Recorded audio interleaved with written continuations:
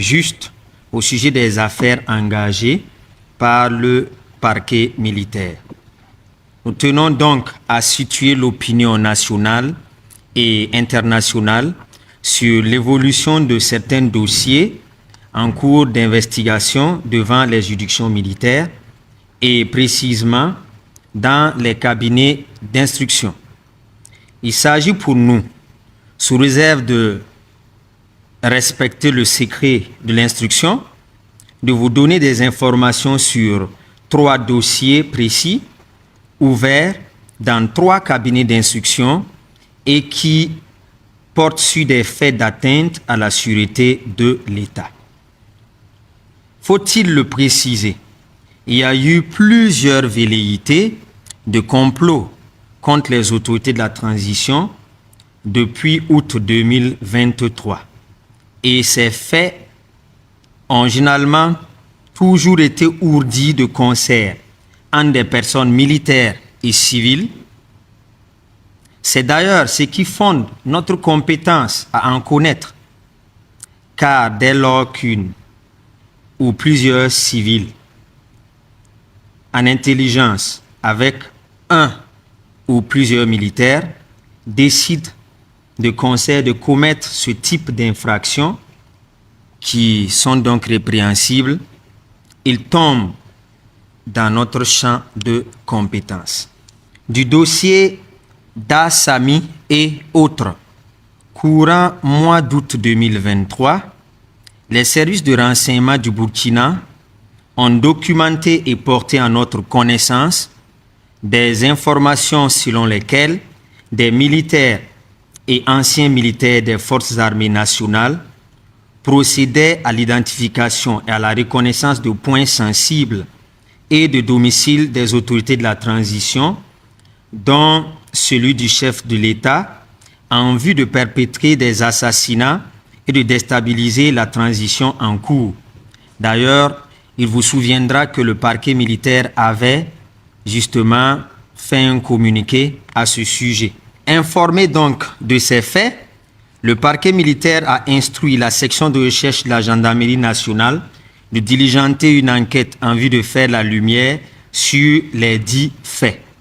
C'est ainsi que le 1er septembre 2023, les présumés auteurs de ces faits sus-évoqués, notamment l'adjudant Kaboré Wen Malgde et le sergent-chef Ramdé Brice Ismaël, aussi l'ex-caporal d'Assami, tous 3 donc ex-membres du régiment de sécurité présidentielle, ont été interpellés par les officiers de police judiciaire.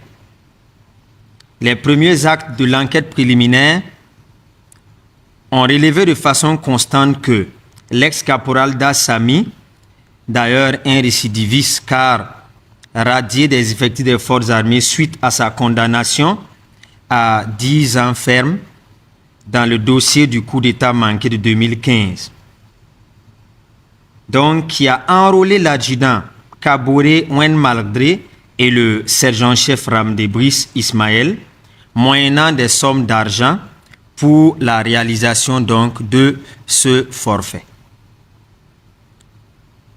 Dassami cite comme instigateur l'ex-DAF de l'Agence nationale du renseignement, le commandant Belem Mahamadi, qui lui aurait confié la mission de repérage des domiciles des autorités de la transition. Il a d'ailleurs été prouvé que l'ex-DAF donc lui a remis de fortes sommes d'argent à cet effet. Il convient de préciser que le commandant Belem, après avoir été convoqué par le juge d'instruction pour donc donner sa version sur les faits, ne s'est jamais présenté et a préféré prendre la fuite et se retirer en République de Côte d'Ivoire.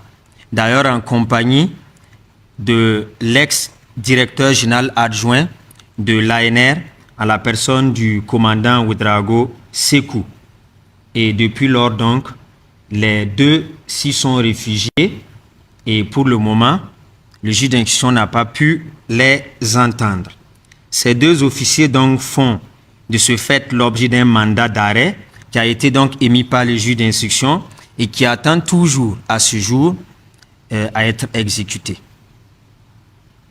Dans cette affaire, les domiciles du Premier ministre Apollinaire Tchelem de Tambela, des Mit Basolma Bazier, Kassoum Koulibaly, Olivia Rwamba, Jean-Emmanuel Ouedraogo et du président de l'ALT, Ousmane Bougouma, et du général de division Honoré Nabéré Traoré ont fait l'objet de reconnaissance et les géolocalisations archivées par l'ex-caporal Da Sami. Les militaires et ex-militaires susnommés ont donc été mis en examen puis placés sous mandat de dépôt par le juge d'instruction à la date du 5 septembre 2023 pour des faits de complot contre la sûreté de l'État, complot militaire, association de malfaiteurs, violation de consignes et mise en danger de la vie d'autrui.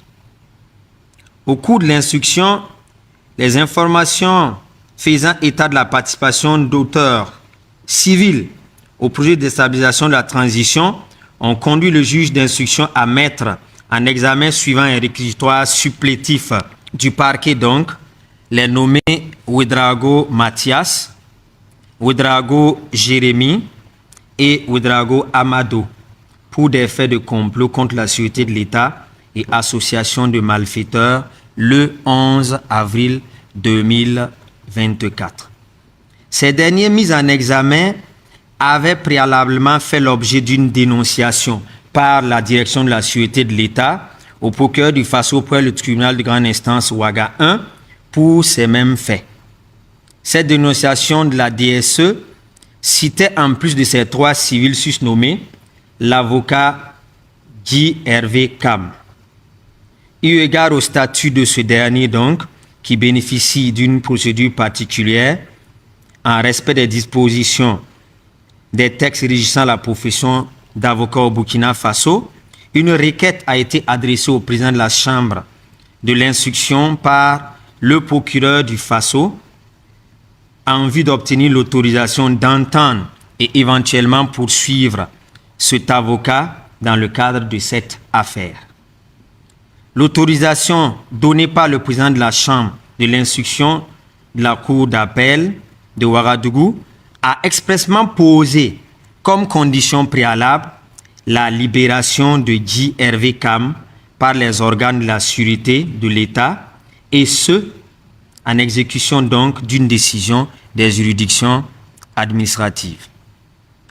À la suite de l'audition des mises en examen Ouedraogo Mathias, Ouedraogo Jérémy, Ouedraogo Amado et de certains témoins, le juge d'instruction du cabinet numéro 2, à la date du 28 mai 2024, a décerné un mandat d'amener contre Guy Hervé Cam. Il a donc été entendu et mis en examen, puis placé en détention provisoire par le juge le même jour pour des faits de complot contre la sûreté de l'État et association de malfaiteurs. L'instruction donc de ce dossier suit son cours devant le juge d'instruction du cabinet numéro 2 du tribunal militaire. Du dossier donc Sanfo et autres. Il ressort des pièces du dossier que courant septembre 2023, le commandant Belem Mahmadi, l'adjudant Sanfo Mahmadi Al-Bashir Ousmane, en collaboration avec d'autres militaires et civils, ont reçu et ont conçu ensemble un projet d'incitation à une mutinerie dans les différentes casernes militaires dans le but de faciliter une atteinte aux institutions de la République. Dans le but donc de parvenir à leur fin, l'adjudant Sanfo Mahmadi Al-Bashir Ousmane, en complicité avec M. Bissiande Jules, était chargé donc de cibler dans les différentes casernes les militaires favorables à leur projet. Pour ce faire, l'adjudant Sanfo a identifié les casernes du groupement central des armées GCA du camp général Sangoulé Lamizana, où il a tenu plusieurs rencontres avec des militaires qu'il estime insolvables et frustrés du régime, en vue donc de les inciter donc à rejoindre leur rang et donc s'adonner à des actes de mutinerie.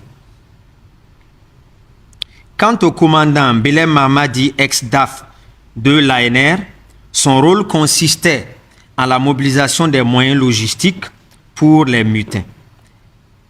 À cet effet, il a commandé d'ailleurs plusieurs véhicules pick-up avec un revendeur de la place.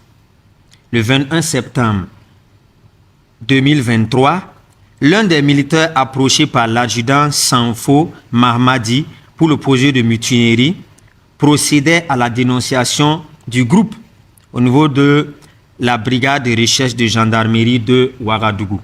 C'est ainsi qu'une enquête a été ouverte et le parquet militaire donc suivait cette enquête. Et à la clôture de cette enquête, le parquet militaire a requis l'ouverture d'une information judiciaire. Le 27 septembre 2023 donc, Sanfo Mahmadi Al-Bashir Ousmane a été mis en examen et placé sous mandat de dépôt par le juge d'instruction du cabinet numéro 3 du tribunal militaire pour les faits de complot militaire, violation de consignes, association de malfaiteurs, incitation à commettre des actes contraires au devoir et à la discipline.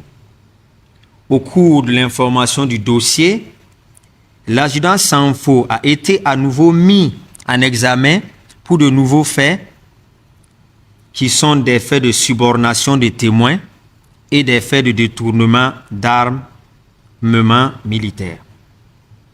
Des mandats d'arrêt également ont été respectivement lancés le 5 janvier 2024 et le 30 janvier 2024 contre le commandant Belem Mahmadi et Bissi-Andé Jules qui sont tous en cavale en ce moment. Le dossier donc suit son cours au niveau du cabinet numéro 3 du tribunal militaire. S'agissant donc du dossier Keïta Boubacar et autres, il vous souviendra encore que le 27 septembre 2023, la hiérarchie militaire a procédé à l'interpellation de 4 officiers qu'elle mettait donc à la disposition du parquet militaire pour des faits présumés d'atteinte à la sûreté de l'État. Elle précisait qu'il s'agissait de 6 officiers à la base mis en cause dans l'affaire et que cependant 2 d'entre eux n'ont pas été trouvés.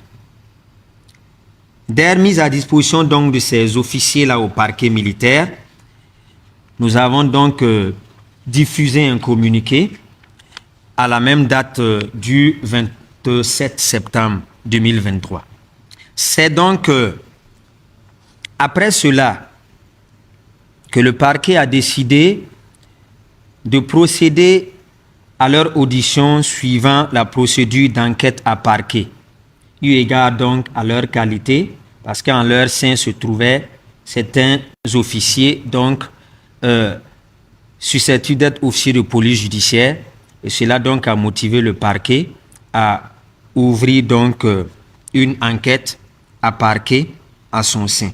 C'est dans ces circonstances donc que le lendemain de l'arrestation, après que le communiqué ait été diffusé, un 5e de ces officiers, une 5e personne donc, un 5e officier s'est présenté à nous et a décidé de se rendre car ayant appris par notre communiqué qu'il était donc recherché par nous. Il ressort de l'enquête préliminaire de ce dossier que le lieutenant-colonel Somda Evra, alors chef d'état-major de la gendarmerie au moment des faits, a été approché par les lieutenants-colonels Ouba Roméo et Keïta Boubacar pour lui dépeindre la situation de certains officiers de leur promotion et de d'autres militaires qui seraient, selon eux, traqués par le régime de la transition. Et selon eux, pour en finir, il fallait donc mettre un terme au régime donc en cours et mettre ce terme-là par la force. C'est ainsi que le lieutenant-colonel Somda les a référés au lieutenant-colonel Ouattara Hamza, à qui il a donné les instructions de les écouter et de voir ce qu'il pouvait donc leur proposer en vue donc de réaliser leur projet. Les jours et les semaines qui ont suivi, beaucoup de rencontres se sont tenues dans le bureau du lieutenant-colonel Ouattara Hamza. Ce dernier rendait périodiquement compte au lieutenant-colonel Somda. Du projet des initiateurs, il ressort que pour parvenir à leur fin, ils comptaient sur le soutien de l'unité spéciale d'intervention de la gendarmerie JGN. Ils comptaient également sur les forces spéciales et sur des mutins dans les différentes casernes et sur des OSC opposés à la transition, qui initieront donc des marches et tout autre mouvement social en vue de troubler la transition et donner un fondement donc à leur action, à leur coup de force. C'est ainsi que le commandant Aouba Aziz, commandant des forces spéciales, et le capitaine Maïga Christophe, assurant l'intérim du commandant donc de l'unité spéciale d'intervention de la gendarmerie, ont été saisis et conviés donc à rejoindre leur coup, de même que le chef d'escadron Ouedraogo Cheikh Omar. Et tous ces trois-là étaient donc conviés à certaines des réunions qui étaient tenues par donc les initiateurs de ces complots. L'enquête à parquet terminée, le juge d'instruction du cabinet numéro 1 du tribunal militaire a été saisi du dossier. Et celui-ci a mis en examen les 5 officiers mis en cause dans cette affaire pour complot contre la sécurité de l'État, association de malfaiteurs, violation de consignes et incitation à commettre des actes contraires au devoir et à la discipline. Ils sont donc sous mandat de dépôt du juge d'instruction depuis le 6 octobre 2023. Contre le lieutenant-colonel Woba Diassanou Roméo, mis en examen également dans le cadre de ce dossier et qui cependant demeure à ce jour en cavale, le juge d'instruction a décerné un mandat d'arrêt qui également attend toujours d'être exécuté. C'est également dans le cadre de la gestion de ce dossier que la nécessité s'est imposée au niveau du juge d'instruction après donc des auditions de mettre en examen le capitaine Ouedraogo Ulrich, alors adjoint du commandant des forces spéciales au moment des faits. Celui-ci a été mis en examen pour complot contre la sûreté de l'État et placé sous mandat de dépôt depuis le 22 février 2024. L'instruction de ce dossier donc suit également son cours au niveau du juge d'instruction du cabinet numéro 1 du tribunal militaire. Au terme donc de cette présentation, le parquet militaire rassure que l'instruction de ces dossiers se poursuit dans le respect des droits de la défense et de toutes ces personnes mises en cause là, et afin que le dossier puisse être géré sereinement et que les règles du procès équitable soient respectées dans le cadre donc de la gestion de ces affaires en cours. Le parquet militaire invite de ce fait l'opinion nationale et internationale à se départir de toutes les spéculations infondées et inutiles qui sont en cours dans les débats et dans d'autres cadres concernant donc la gestion de ces procédures judiciaires. Il invite les acteurs à user des droits qui leur sont offerts donc par le prétoire, seule arène où de vrais juristes s'affrontent et contradictoirement. Il invite toujours toute personne ayant à sa possession des informations à même d'éclairer l'un quelconque de ces dossiers à se présenter spontanément à nous au tribunal militaire pour témoigner devant le juge d'instruction en charge du dossier concerné. Nous tenons également à relever que d'autres faits relatifs encore à un complot contre la sûreté de l'État ont récemment été dénoncés au parquet militaire. Et les suites donc de l'enquête préliminaire déjà ouverte dans le cadre de cette nouvelle affaire vont donc déterminer les suites à réserver à cette affaire. Mesdames et messieurs, chers membres de la presse, nous vous remercions pour votre présence en ces lieux et de votre réponse spontanée à notre invitation.